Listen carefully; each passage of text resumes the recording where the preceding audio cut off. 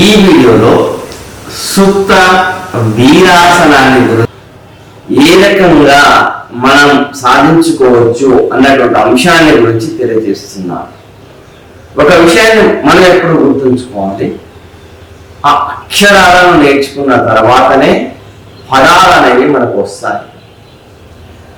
ఆ పదాలను నేర్చుకున్న తర్వాతనే వాక్యాలు అనేవి వస్తాయి. కాబట్టి మనం ఒక క్రమ పద్ధతి ప్రకారం నేర్చుకుంటే ప్రతిదీ మనకు సాధ్యమవుతుంది. అదేవిధంగా ఒక క్రమ పద్ధతి ప్రకారం మనం ఈ సాధనను చేస్తే ప్రతి ఆసనం మన శరీరం చేసేటటువంటి శక్తి లభిస్తుంది.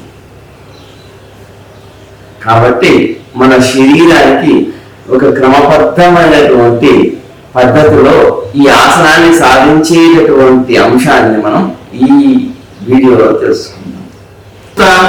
వీరాసనాన్ని సాధించే క్రమాన్ని మనం ఇప్పుడు తెలుసుకుంటున్నాం. చేస్తున్నాను చూడండి. మనకు సుప్త అనేది రావాలి అంటే వజ్రాసనం అనేది మొదటగా రావాల్సి ఉంటుంది. దానికోసం మనం ఈ విధంగా నెమ్మదిగా ప్రారంభించాలి. సాధన మొదటగా కాలి వేళ్ళని ఈ విధంగా గుంజి వేస్తూ వెనక్కి తీసుకున్నాం. ఈ విధంగా మనం మోకాళ్ళు వంచకుండా జాగ్రత్త పడుతూ ఉండాలి. ఈ విధంగా కాలి వేళ్ళని ముందరికి గుంజడం, వేలతో సహా వెనక్కి తీసుకుంటాం. వేలతో సహా ముందరికి గుంజడం, ఈ విధంగా వెనక్కి తీసుకుంటాం. ఆ తర్వాత మనం రెండు పాదాలను ఈ విధంగా ఒక దగ్గరగా ఉంచి రొటేటెడ్గా క్లాక్ వైజ్ యాంటీ క్లాక్ వైజ్గా చేస్తూ ఉండాలి. జాగ్రత్తగా గమనిస్తూ చేస్తూ ఉండాలి. తర్వాత మోకాలను ఈ విధంగా పైకి పెంచుతూ ఉండండి.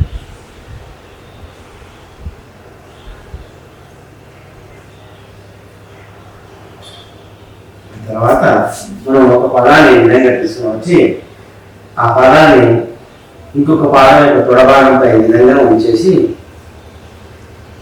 ఈ కుడి చేతితో ఈ కుడిపాదం యొక్క మోకాలుపై వచ్చి ఈ విధంగా కిందికి ప్రెజర్ చేస్తూ పైకి తీసుకున్నాను. ఆ సందర్భంలో వెనుక మాత్రం తిన్నగా ఉంచండి. ఆ తర్వాత రెండవ పాదంతో ఈ విధంగా చేయాలి.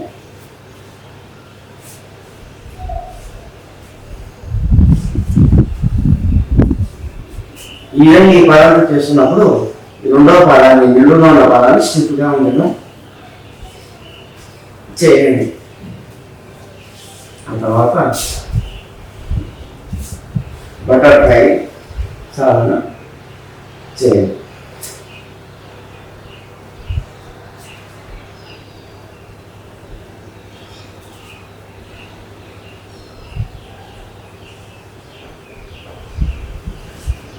ఇక ఇప్పుడు మనం నెమ్మదిగా వజ్రాసన సాధనలోకి వచ్చేది.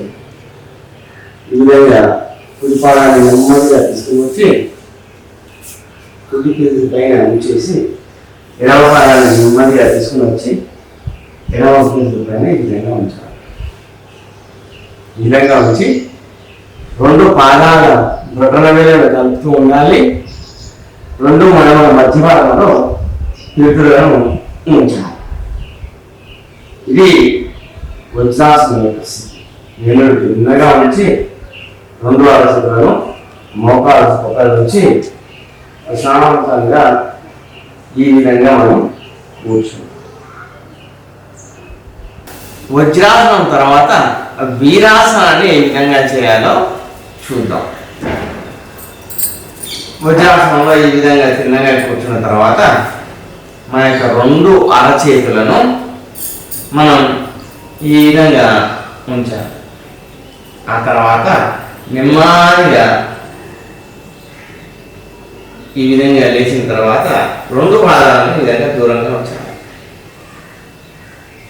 ఆ తర్వాత నెమ్మదిగా ఈ రెండు చేతులను ఈ విధంగా మడవ పట్టుకొని ఈ విధంగా కూర్చోవాలి. ఇది వీరాసనం. ఇక ఈ వీరాసనం తర్వాత సుప్త వీరాసనాన్ని ఏ విధంగా చేయాలో తెలుసుకుందాం. మనం ఈ విధంగా వీరాసనంలో కూర్చున్న తర్వాత నెమ్మదిగా ఈ విధంగా మార్చాలి.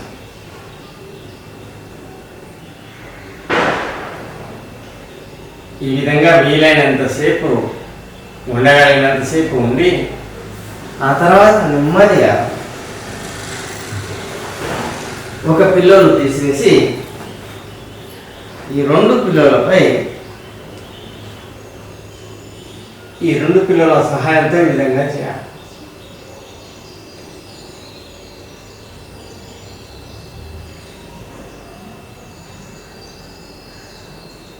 ఈ విధంగా కొద్దికాలం ప్రాక్టీస్ అయిన తర్వాత ఒక పిల్ల సహాయంతో మనం ఈ విధంగా చేయాలి. ఆ తర్వాత ఇక పిల్లల అవసరం లేకుండా వీరాసన స్థితిలో నుంచి మనం ఇప్పుడు సుప్త వీరాసన స్థితిలోకి వెళ్ళవలసి ఉంటుంది. అది ఏ విధంగా అంటే నెమ్మదిగా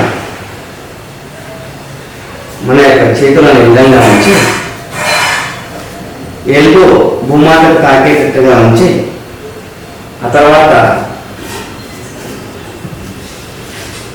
తలను కూడా ఈ విధంగా ఉంచి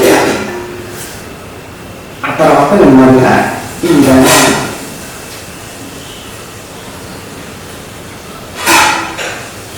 ఈ విధంగా ఉండగలిగినంతసేపు ఉండండి. ఆ తర్వాత నెమ్మదిగా ఈ వీరాసన స్థితిలోకి వచ్చేసి ఈ వీరాసన స్థితి నుంచి నెమ్మదిగా వజ్రాసన స్థితిలోకి వచ్చేసి ఈ వజ్రాసన స్థితిలో కాసేపు కూర్చొని నెమ్మదిగా ఈ పాదాలను ఈ విధంగా తీసుకొని వచ్చి కాస్త రిలాక్స్గా ఈ విధంగా మనం పిల్లల సహాయంతో దిండు సహాయంతో మనం ఈ సాధనను చేయవచ్చు.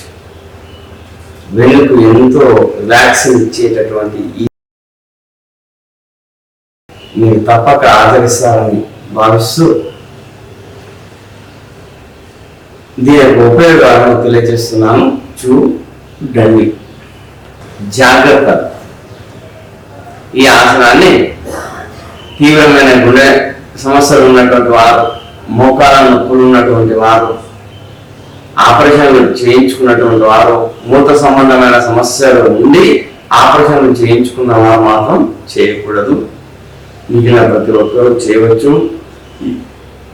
ఈ ఆసనాన్ని చేయడం మూలంగా మన జీర్ణాశయ వ్యవస్థలో ఉన్నటువంటి దోషాలన్నీ తొలగిపోతాయి.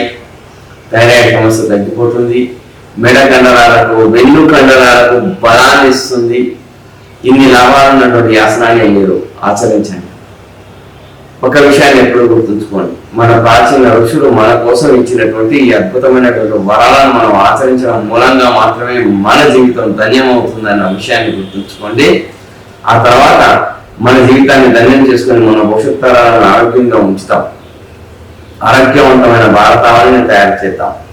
అదే మనందరి లక్ష్యం కావాలి. సర్వే జన సుఖినో భవంతు. ఓం శాంతి.